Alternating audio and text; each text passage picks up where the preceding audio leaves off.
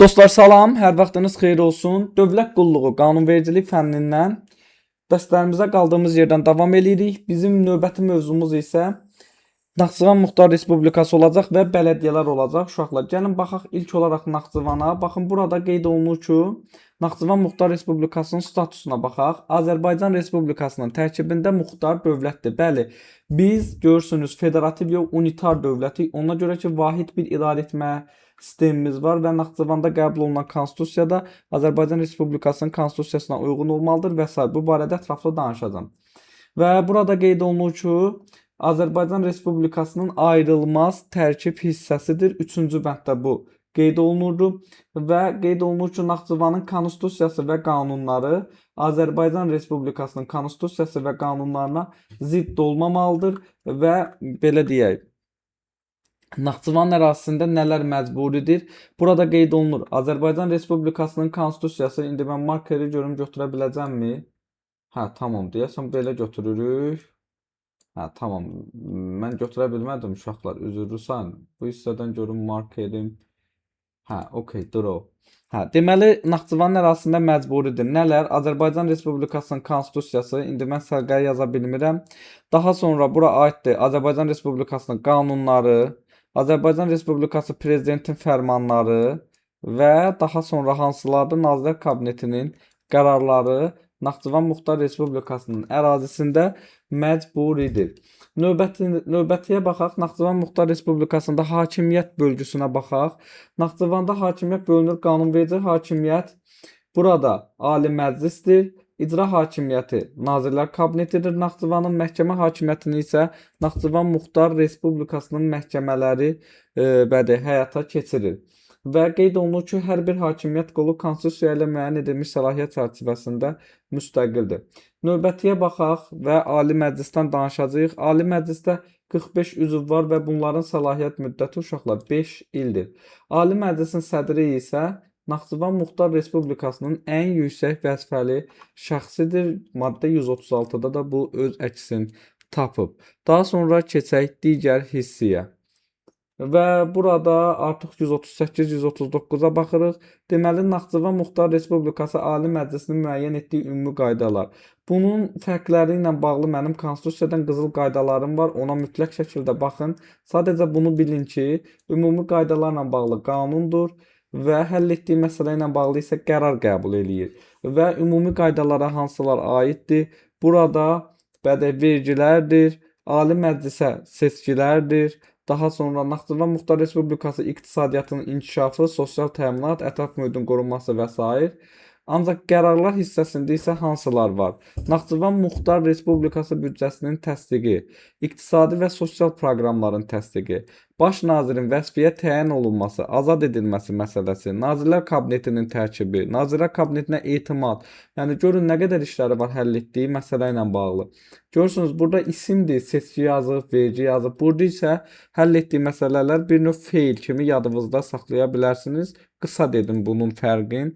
Daha sonra görək hansılar var. Və burada 140-cı maddə deyir artıq Naxçıvan Muxtar Respublikasında Nazirlər Kabineti. İlk olaraq baş nazirin təyinatı məsələsinə baxaq. Söhbət Naxçıvandan gedir. Azərbaycan Respublikasının prezidenti Naxçıvan Muxtar Respublikasının Ali Məclisinə təqdimat verir və Naxçıvanın Muxtar Respublikasının Ali Məclisi təyin eləyir baş naziri və eyni şəkildə də vəzifədən azad edir. Və bundan başqa Naxçıvan Muxtar Respublikasında Nazirlər Kabineti büdcəni icra eləyir, iqtisadi sosial proqramların həyata keçirilməsini təmin eləyir və s.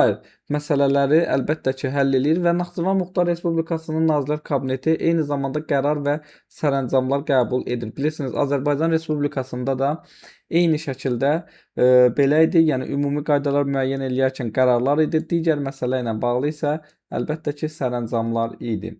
Daha sonra burada baxırıq digər məsələyə və burada yerli icra başçıları var, maddə 141-də. Yerli icra başçılarının isə Naxçıvanın Ali Məclisinin sədri təqdimatı verir prezidentə və prezident yerli icra hakimiyyəti başçılarını təyin eləyir və vəzifədən azad edir. Eyni şəkildə onu demək istəyirəm ki, Naxçıvandan başqa digər yerlərdə isə hər hansısa bir təqdimat olmur, prezident təyin eləyir və prezident vəzifədən azad eləyir. Bax belə dostlar, Naxçıvanla bağlı demədiyim məsələ nə idi? Naxçıvanın konstitusiyasının qəbulu, uşaqlar, Naxçıvan Muxtar Respublikasının konstitusiyası Azərbaycan Respublikasının prezidenti tərəfindən Milli Məclisə təqdim edilir və konstitusiya qanunu ilə təsdiq olunur. Bunu yadınızda mütləq şəkildə saxlayın və bir də digər məsələ var ki, qeyd olunur ki, Naxçıvan Muxtar Respublikasında baxın Ali Məclisin qəbul etdiyi qəbul etdiyi konstitusiya və qanunları eyni şəkildə Azərbaycan Respublikasının konstitusiya və qanunlarına, Naxçıvanın Nazirlər Kabinetinin qəbul etdiyi qərarları isə həm konstitusiya, həm qanunlara, həm də prezidentin fərmanlarına, eyni şəkildə Nazirlər Kabinetinin qərarlarına zidd olmamalıdır. Uşaqlar, normativ hüquqi aktların belə deyək, hüquqi qüvvəsinə görə biz sadalamışdıq. Konstitusiya idi, qanunlar idi, prezidentin fərmanı idi və Nazirlər Kabinetinin qərarları idi. Yəni eyni şəkildə Naxçıvanda da bax bunlara belə də uyğun olmalıdır. Məsələn, biz əgər götürürük ki, Naxçıvan Muxtar Respublikası Nazirlər Kabinetinin qərarlarının, onda bax bu dördünə də belə də zidd olmamalıdır, uyğun olmalıdır. Bax belə bir məsələ. Bu şəkildə yadınızda saxlaya bilərsiniz uşaqlar. Yenə deyirəm, mənim qızıl qaydalar videoma baxsaz ətraflı orada izahım vermişəm. İndi isə keçək biz digərə bələdiyyələrə baxaq uşaqlar. Bələdiyyələr bizdə 4-cü bölmədir. Yerli özünü idarə etmədir, 9-cu fəsil və burada qeyd olunur ki, yerli özünü idarəni bələdiyyələr həyata keçirilir və bələdiyyələr seçkilər əsasında yaradılır. Statusunun əsasları konstitusiya ilədir, seçkilərin qaydası isə qanunla müəyyən olunur. Statusunun əsası dedikdə, yəni burada nəzərdə tutulur ki, bələdiyyələr yerli özünü idarə orqanıdır. Söhbət bundan gedir. Bu da bizdə konstitusiyadaydı, düzdürmü? Daha sonra bələdiyyələrin burada səlahiyyətlərindən danışa bilərik. Bir məsələni yadınızda saxlayın ki, bələdiyyənin iclasını bələdiyyənin sədri çağırır. Bunu mütləq şəkildə yadınızda saxlayın. Və bələdiyyənin iclasında bəzi məsələlər var. Yerli vergilərin və ödənişlərin müəyyən edilməsi, yerli büdcənin təsdiqi icrası, bələdiyyə mülkiyyətinə sahiblik, ondan istifadə və onun barəsində sərəncam verilməsi, yerli sosial müdafiə, sosial inkişaf və s. Yəni yerli ilə bağlı nə məsələ varsa, hamısını demək olar ki, həll olunur. Və keçək digər hissəyə. Görək burada nə var? Hə, bu önəmli məsələdir və burada qeyd olunur ki, bələdiyyə üzvləri sadə səs çoxluğu ilə, yəni qəbul olunur. Yəni söhbət həll etdiyi məsələlər gedir. Yəni bu sadə səs çoxluğu ilə qəbul olunur. Amma yerli vergi və ödənişlərlə bağlı isə üzvlərin 3/2 səs çoxluğu ilə qəbul olunur. Bir dənə bunu yadınızda saxlayın.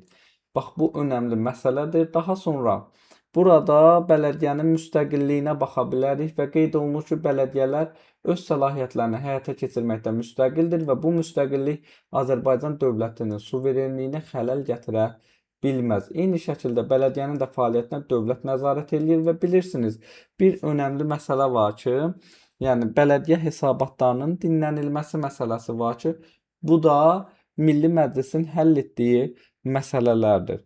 Bax belə, yəni qeyd olunur ki, qanunla müəyyən edilmiş hallarda və qaydada bələdiyyələr öz fəaliyyətləri barədə Milli Məclisə hesabat təqdim edirlər. Bunu da yadınıza saxlayın. Və qeyd olunur ki, bələdiyyələrin məhkəmə tərəfindən müdafiəsinə və dövlətin qərarları nəticəsində yaranan əlavə xərclərin ödənilməsinə təminat verilir.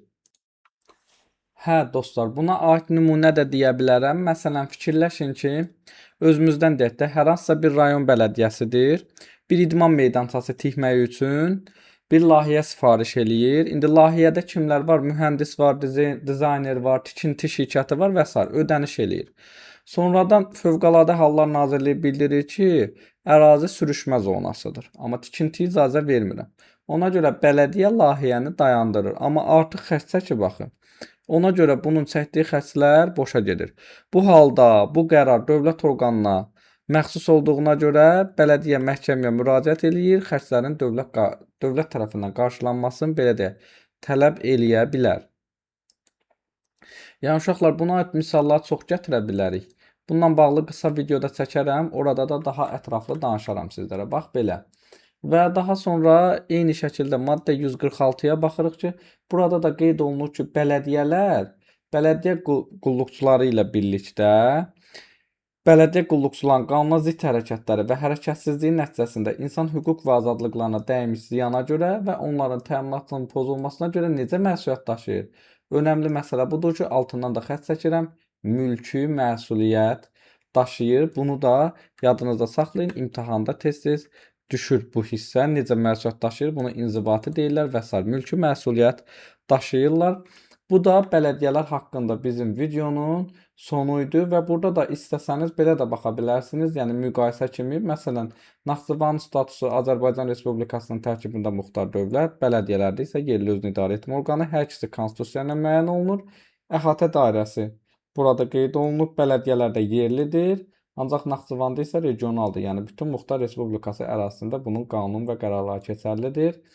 Qanunverici orqan deyib Ali Məclisdir, bələdiyyədə isə məsələlər bələdiyyə iclaslarında həll olunur. Bax belə uşaqlar, digər məsələlərə də baxa bilərsiniz burada, yəni bu slaydda. Bunu da mən Telegram qrupumda paylaşacağam. İstəsəniz oradan da qrupa üzv olaraq bunu əldə edə bilərsiniz. Bax belə uşaqlar, güman edirəm ki, sizlər üçün hər bir maddəni izahım vermiş oldum. İzlədiyiniz üçün hər birinizə təşəkkür edirəm. Sağ olun.